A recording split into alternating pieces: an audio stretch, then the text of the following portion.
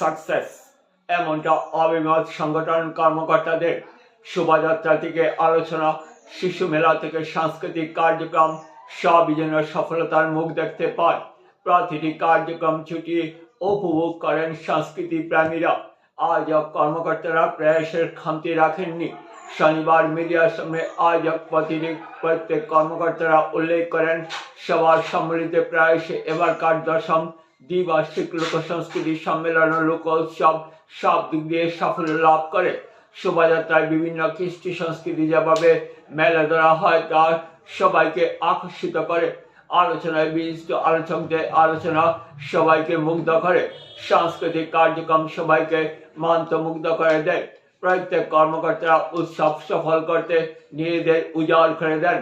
উল্লেখ্য, মাটির সংস্কৃতি লোক সংস্কৃতি বাঁচিয়ে রাখতে প্রতি বছর উৎসবের আয়োজন করে থাকেন শ্রীভূমির অন্যতম সংগঠন লোক সংস্কৃতি মঞ্চ। এবছরও ব্যতিক্রম আয়োজন করে সবাইকে তাক লাগিয়ে দেন মঞ্চের কর্মকর্তারা। সভাপতি থেকে সম্পাদক, অভ্যর্থনা সভাপতি থেকে সম্পাদক সহ অন্যান্য বিভাগীয় কর্মকর্তারা সবাই কৃতিত্ব রয়েছে উৎসব সাফল্য করায়। যেহেতু লোক সংস্কৃতি আয়োজিত দুদিনের লোক সংস্কৃতি সম্মেলন এবং উৎসব সফলতা লাভ করেছে, আমরা এটা উপলব্ধি করতে পেরেছি। তো সামগ্রিক সেই নিয়ে আপনি আমাদের কাছে কি ব্যক্ত করবেন? বিগত 7 এবং 8 ফেব্রুয়ারি রবীন্দ্রনাথ স্মৃতি ভবন, বিবেকানন্দ কলেজ অফ এডুকেশন এবং করিমগঞ্জ ল কলেজ এই পরিসরে আমাদের লোকার্পণ সম্মেলন উৎসব অনুষ্ঠিত হয়েছে। প্রথমে আমরা সূচনা করেছিলাম 7 তারিখ সকাল 8টায় শোভাযাত্রার মাধ্যমে।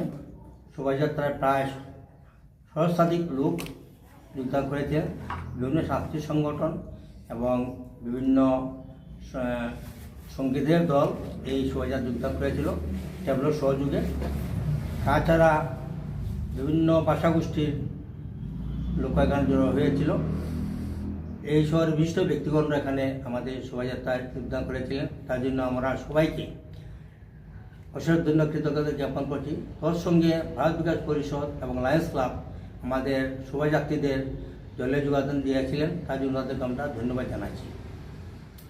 আমরা সকাল 8টার সময় করেছি, প্রায় 10টার সময় অনুষ্ঠান শেষ হয়েছে শোভাযাত্রা, এবং 10টার সময় আমরা পতাকা উত্তোলন করি।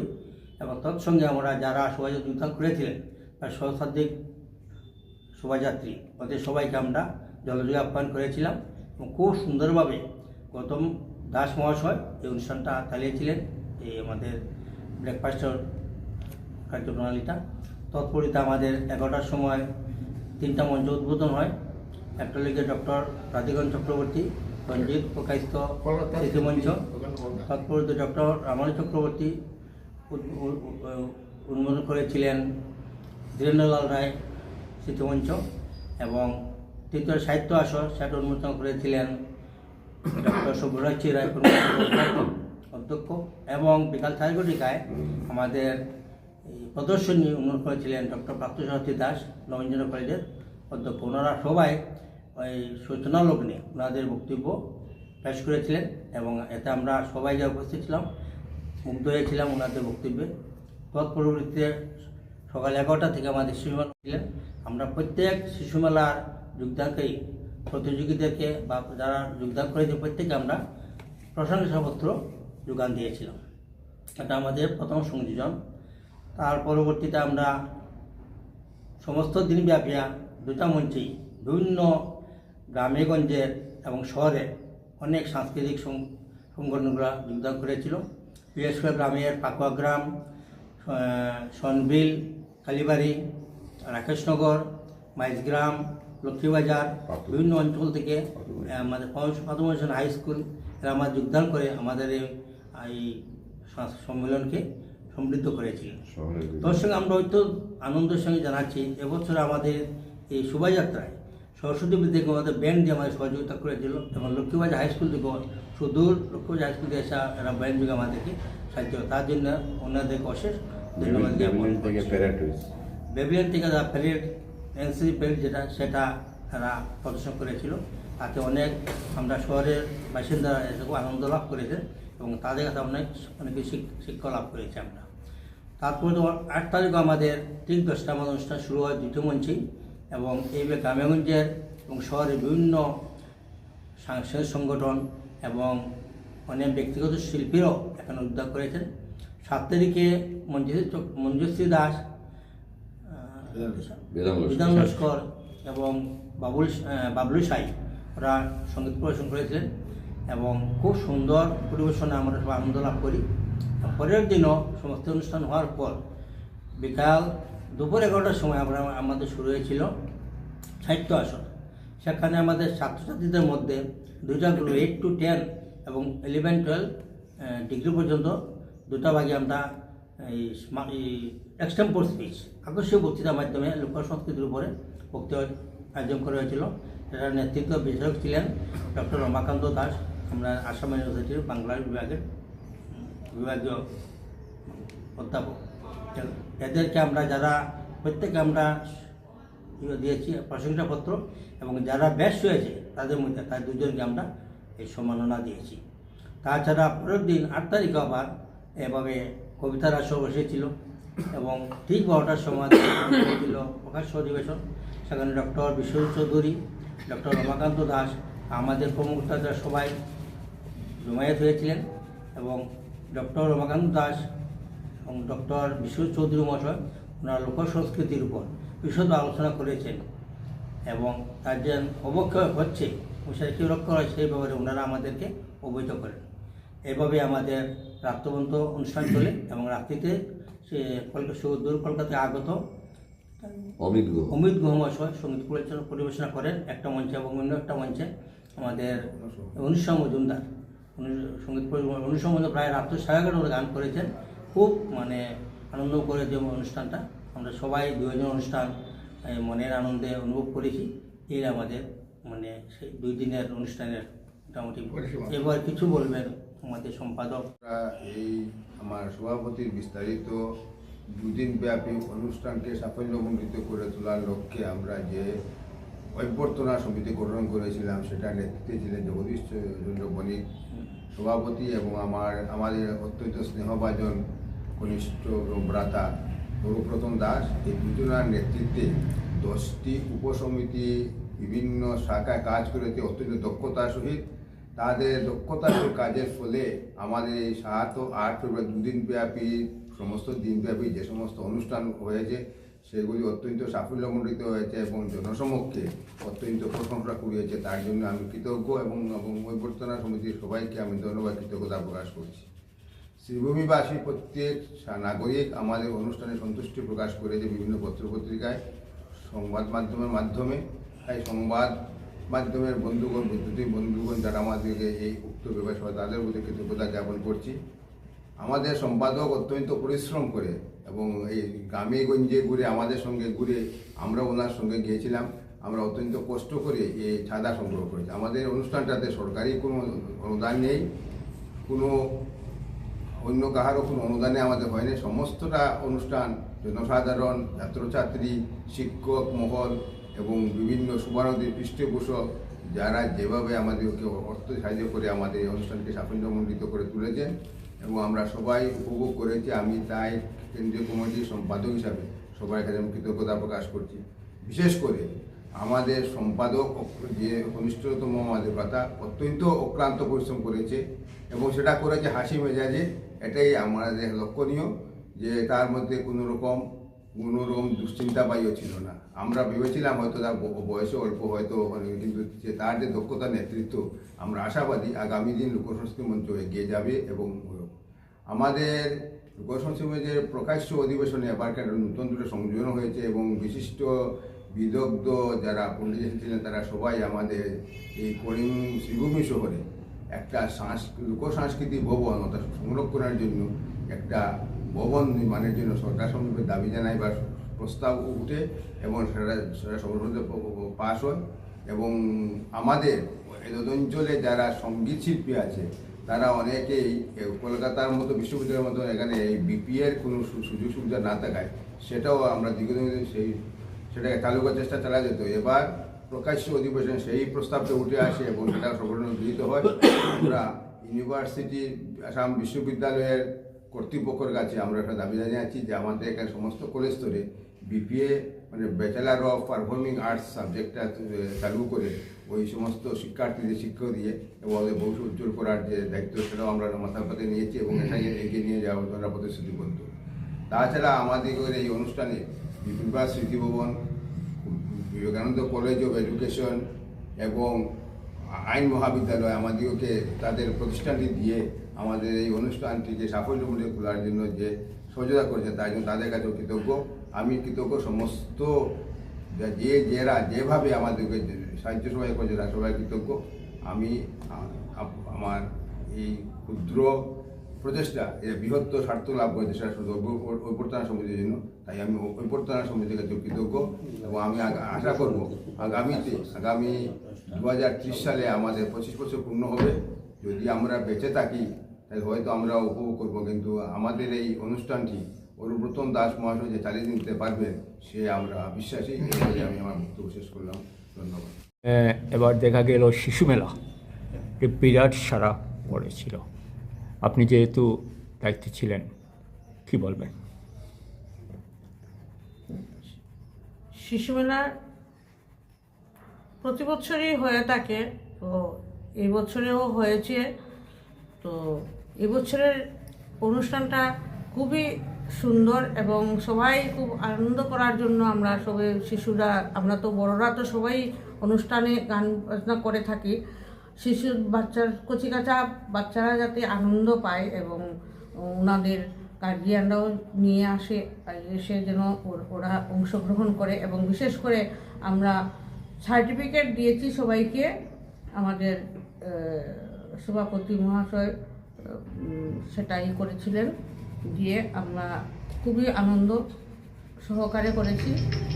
আপনাদের অনুষ্ঠানটি খুবই সুন্দর সাফল্য অর্জিত হয়ে উঠেছে। যেহেতু মাটির সংস্কৃতি, সেই সংস্কৃতিকে বাঁচিয়ে রাখতে লোকসংস্কৃতি মঞ্চ যেভাবে প্রয়াস চালিয়ে যাচ্ছে এবং এবছর লোকসংস্কৃতি মঞ্চ আয়োজিত লোকসংস্কৃতি সম্মেলন এবং উৎসব সাফল্য লাভ করেছে, সবাই সম্পাদকের প্রশংসা দিয়েছেন। আপনি সম্পাদক হিসাবে কী মন্তব্য করবেন? প্রশংসা বললে সবার প্রশংসা করতে হবে। কেন্দ্রীয় কমিটির আমাকে সম্পাদক হওয়ার জন্য সর্বসম্মতিক্রমে মিটিংয়ে ডিসিশন নেওয়া হয়, আমি এটা অ্যাকসেপ্ট করি। আর অ্যাকসেপ্ট করে আমার ইচ্ছা ছিল যে কীভাবে অনুষ্ঠান, আমার যে কোনো অনুষ্ঠানে আমি থাকলে আমার ইচ্ছা থাকে আমি আমার কি সম্পাদক কিংবা সভাপতি এই ধরনের চিন্তাধারা করে আমি কোনো কিছুতেই আসি না। আমার ইচ্ছা থাকে কীভাবে অনুষ্ঠানটা ভালো হবে। করিমগঞ্জ কলেজে প্ল্যাটিনাম জুবিলিতে ছিলাম, এনএনটিসিতেও ছিলাম, কীভাবে অনুষ্ঠানটা ভালোভাবে আমরা করতে পারি সততার সঙ্গে। তবে আমি একটা জিনিস বলতে পারি, যদি মহৎ উদ্দেশ্য থাকে যে কোনো অনুষ্ঠান শেষ করা যায়। হ্যাঁ, কোনো ভয় ছিল না। সঙ্গে আমাদের সিনিয়র দাদারা ছিলেন, তো সবার সহযোগিতায় অনুষ্ঠানটা হয়েছে। সবথেকে বড় জিনিস হচ্ছে আমাদের যত উপসমিতির আহ্বায়ক এবং সভাপতি ছিলেন তারা খুব সিরিয়াস ছিলেন এবং সিরিয়াসলি আমাদের সঙ্গ করেছেন। বিশেষ করে খাদ্য উপসমিতির আমরা গৌতম দাস, মানে ওনার তো জবাব নেই। তারপর সোভেনিরের যারা কাজ করেছেন আমাদের সুব্রত দেব, আমি নাম বলে বলছি না সবাই। তারপর শোভাযাত্রা, সাহিত্য আসর, ডক্টর কি ভট্টাচার্য, বিশ্বজিৎ ভট্টাচার্য, সবার মানে উদ্যম প্রয়াসে আমাদের এত সুন্দর একটা অনুষ্ঠান হয়েছে। বা হ্যাঁ, কার্যালয় সেক্রেটারি, যেটা আমি সবার আগে বলার উচিত ছিল, বিপুলদার কথা, বিপুল চৌধুরী বলি আমি, বিপুল চৌধুরী মহাশয়, উনার মানে নিরন্তর প্রয়াস। যখনই আমরা আবদার করতে পারি, বিপুলদা তুমি এত দেরি করে ফেলেছো, কিন্তু একটু দেরি হলো, একদিন হতে পারে, কিন্তু বিপুলদা যেভাবে খারাপ না পেয়ে, মনটা খারাপ না করে আমাদের সঙ্গে মিলিয়ে যেভাবে বিপুলদা আমাদের সহযোগিতা করে গেছেন, বিপুলদা যদি অফিসে না আসতো আমাদের সমস্ত অনুষ্ঠান পণ্ড হয়ে যেত। কারণ সমস্ত অনুষ্ঠানের শুরুয়াত তো অফিস থেকেই হয়। বিপুলদারকে অসংখ্য ধন্যবাদ দিব না, আমাদের সঙ্গেই আছেন। এইভাবে। আর সব থেকে বড় জিনিস হচ্ছে এই যে দশম লোক উৎসব হলো, আমি মনে করি কেন্দ্রীয় কমিটিরা বেশি বলতে পারবেন, এটা এবারের দশম লোক উৎসবটা সব থেকে ভালো হয়েছে। এটা আমরা আছি বলে বলি না, সবার সম্মিলিত প্রয়াসে ওয়ান অফ দ্য বেস্ট লোক উৎসব হয়েছে। এইভাবে লোক উৎসবগুলো হোক। এবারে আমি সম্পাদক আছি, সামনের বার আর সব থেকে বড় আমরা আশা রাখি যাতে আমরা এখানে বেশিরভাগই বয়স্ক, আমি ওদের মধ্যেই সব থেকে ছোট, আর কম বয়সীরা এগিয়ে আসুক। লোকসংস্কৃতির ধারা বজায় রাখতে গেলে এই ধরনের মানে সহযোগিতা সবাইকে এগিয়ে আসতে সবাই এগিয়ে আসতে হবে। সহযোগিতা খুবই দরকার। সহযোগিতা আশা করি শ্রীভূমির কাছে আমরা এই সহযোগিতা আশা করি, এই বলেই আমার বক্তব্য। দায়িত্বে ছিলেন, কি প্রতিক্রিয়া রয়েছে? কার্যালয়ের দায়িত্ব বলে এটা একটু হয়তো আমার খারাপ লাগবে। আমার কাজ হচ্ছে যে কাজ করে আমরা যেন আনন্দ পাই, সেই জন্য নজরে আমরা রাখতে হয়। তো সবাই মিলেমিশে কাজ করছে, কাজ সবাইকে আমি কাজ মোটামুটি এদিক হোক আর অন্যদিকে হোক আগ বাড়িয়ে দিয়েছি। পিছনে ছিলাম ঠিক, কিন্তু করণীয়রা সবাই মিলে আমরা করেছি, যার জন্য আমাদের যে অনুষ্ঠানটা 2 দিনের অনুষ্ঠান খুব সুন্দরভাবে হয়েছে। সবাই মিলিতভাবে আমরা করতে পেরেছি বলে আমরা সবাইকে আমরা নিজের তরফ থেকে ধন্যবাদ দিই। এবং গ্রামগঞ্জের থেকে যারা এসে তাদের এই মানে আমাদেরকে সহযোগিতা করে, তাদেরকে আমরা মানে নিজের অন্তঃস্থল থেকে ওদেরকে ধন্যবাদ জানাই। কারণ ওদের হয়তো বিশেষ কিছু অসুবিধা হতে পারে, কিন্তু আমাদের এই যে এত লোকের যে জমজমাট হয়েছে, মানে সব দিকে নজর দেওয়াটা আমরা ঠিক সঠিক সময়তে মানে করতে পারিনি। আর যাদের কাছে আমাদের ভুল হয়েছে তাদের কাছে আমরা করজোড়ে ক্ষমা চেয়ে নিচ্ছি, যে আগামী বছর আরও সুন্দর এবং সুষ্ঠুভাবে যেন আমরা এই কাজটা করে যেতে পারি, তার জন্য আমি সবার কাছে অনুরোধ জানাচ্ছি। এবং এটাই জানাই যে এবারের যে আমরা 7 এবং 8 ফেব্রুয়ারি শনি ও রবিবার যে অনুষ্ঠানটা হয়েছে, এবারের অনুষ্ঠানটা 10ম ত্রিবার্ষিক অনুষ্ঠানটা সবার চেয়ে সুন্দর আমরা বলতে পারি। এই বলে আমি আমার মন্তব্য এখানে শেষ করছি।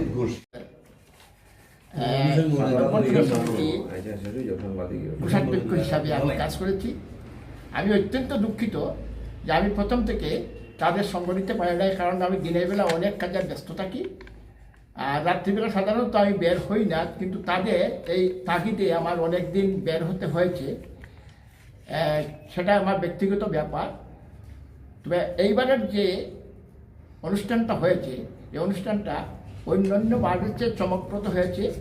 বিভিন্ন দিক থেকে মানুষ সহযোগিতা করেছে, অর্থের সহযোগিতা এবং শারীরিক সহযোগিতা, মনোবল এই অনুষ্ঠানকে সুন্দর ও সার্থক করে তুলেছে। এর জন্য আমি সবাইকে এই লোকসংস্কৃতি মঞ্চে রিসেপশন কমিটির পক্ষ থেকে আমি ধন্যবাদ জ্ঞাপন করছি। আমাকে খুব মানে জোর জবরদস্তি করে এই ট্রেজারারের দায়িত্বটা দেওয়া হয়েছে। আমি নিতে চাইছিলাম না, কিন্তু জগদীশ বণিক আমাকে জোর করেও প্রায় দিয়েছেন। আমি ওনার কথা ফেলতে পারিনি, কারণ ওনার সাথে আমরা অনেক কাজে চাঁদা নিতে অনেক সময় যাই, অর্থাৎ তাই আমরা তার কথা ফেলতে পারিনি, তাই আমি নিয়েছি। কিন্তু অত্যন্ত দুঃখের বিষয়, আমি 4 তারিখ আমার গুয়াহাটি যেতে হয়েছিল, 4 তারিখ রাত্রে, কারণ 4 তারিখ দুপুরবেলা আমার ছেলের দিকে একটা নাতিন জন্ম নিয়েছে। সেই নাতিনকে আমার যেতে হয়। তারপরে এই অনুপ্রতন দাস আমাকে ফোন করেছে, দাদা তাড়াতাড়ি আসেন, কালকে তো আমি সেই আমার ছেলেকে দিকে মানে অ্যাডভান্স টিকিট করে অতিরিক্ত টাকা দিয়ে টিকিট করিয়ে আমি যেটা মানে 7 তারিখ দুপুরেই আসার কথা ছিল 12টার সময়, আমি 7 তারিখ ওই দিন 5টায় বাসাতে এসে পৌঁছেছি অন্য গাড়ি ধরে। That is Guwahati to Sairang train ধরে আমরা 3 জন ছিলাম, 3 জনে আমরা এসেছি। 5টার সময় বাসাতে এসেছি, 5টার সময় বাসাতে এসে আমি কিন্তু ঘুমাইনি। গুয়াহাটি থেকে উঠার পর থেকে আমি কিন্তু ঘুমাইনি। আমার ছিল রিজার্ভেশন ছিল যদিও, কিন্তু আমি ঘুমাইনি। হঠাৎ যদি আমাদের এই বদরপুর ছেড়ে চলে যায়, আমি সাইলেন্ট চলে যাব। আর যদি সাইলেন্ট চলে যায় তাইলে আমার অনুপ্রতম দাস আমাকে আর রাখবে না, আস্ত রাখবে না, তাই বয়ে ঘুমাইনি। আমার ছেলেও ঠিক সেই সময় আমাকে ফোন করতে, বাবা নামার সময় এসেছে, ঘুমাই গেছি নাকি, সেইগুলো আমি না গিয়ে সোজা গেছি আমি এখনো। যেহেতু একটা কথা স্পষ্ট, তারপরে ঠিক আছে, তারপরে এই যে সম্মেলনের যে বিবিধ রকম খরচপাতি সংকুলান করার জন্য এখনো চলছে, এখনো শেষ হয় নাই। আমি আশা করি যে যত টাকা খরচ হয়েছে সেই টাকা এখনো আমাদের হাতে আসে নাই। অনেক কিছু মানুষের কাছে পাওনা আছে, সেই টাকা আমরা প্রাপ্ত যখন হব তখন আমি প্রত্যেকের যেটা পাওনা টাকা আমরা পরিশোধ করতে সমর্থ হব, সেই বিশ্বাস আমার আছে। যেহেতু একটা কথা স্পষ্ট হয়ে দাঁড়িয়েছে যে সবার সম্মিলিত প্রয়াস থাকলে আগামী দিনেও এই লোকসংস্কৃতি মঞ্চ আয়োজিত যেহেতু সম্মেলন উৎসব সফলতা লাভ করবে, আপনি কি মনে করেন? ইয়েস, এটা সেটাই মনে করি, কারণ সবাই একের বোঝা দশের বোঝা, একের দশের বোঝা, হ্যাঁ, একের লাঠি দশের বোঝা, দশের লাঠি ঠিক আছে। আমরা তো সবাই যদি সম্মিলিতভাবে প্রচেষ্টা করি, তাইলে যে কোনো অনুষ্ঠান, লোকসংস্কৃতি হোক বা যে কোনো অনুষ্ঠান হোক, সুন্দরভাবে সফলভাবে সেইটা মানে রূপায়ণ করা কোনো কঠিন কাজ নয়। এবং আগামীতে উনি মানে কেন্দ্রীয় কমিটির সম্পাদক মহাশয় বলেছেন আগামী 30 ইংরেজিতে ওনার সিলভার জুবলি সময় আসবে। আশা করি যখন উনি বলেছেন যদি জীবিত থাকেন, আমি বলছি উনি জীবিত থাকবেন। আমি ঈশ্বরের কাছে প্রার্থনা করছি যাতে রবিবাবু জীবিত থাকেন এবং উনি রজত জয়ন্তী পর্যন্ত করতে পারেন, আমি সেইটা ঈশ্বরের কাছে প্রার্থনা করছি। বর্তমানে আমি আর ভবিষ্যতে আমাকে ওটাই আমি থাকতে চাই না, কারণ বয়স অনেক হয়েছে। আর আমি সেটাই আমি আবার প্রত্যেকের কাছে অনুরোধ করছি, আমাদের নিচের স্তরের যে সমস্ত লোক আছে তাদেরকে উৎসাহিত করে এই লোকসংস্কৃতি একটা সংগঠন আছে সেই সংগঠনের সদস্য করার জন্য আমি প্রত্যেকের কাছে অনুরোধ জ্ঞাপন করছি।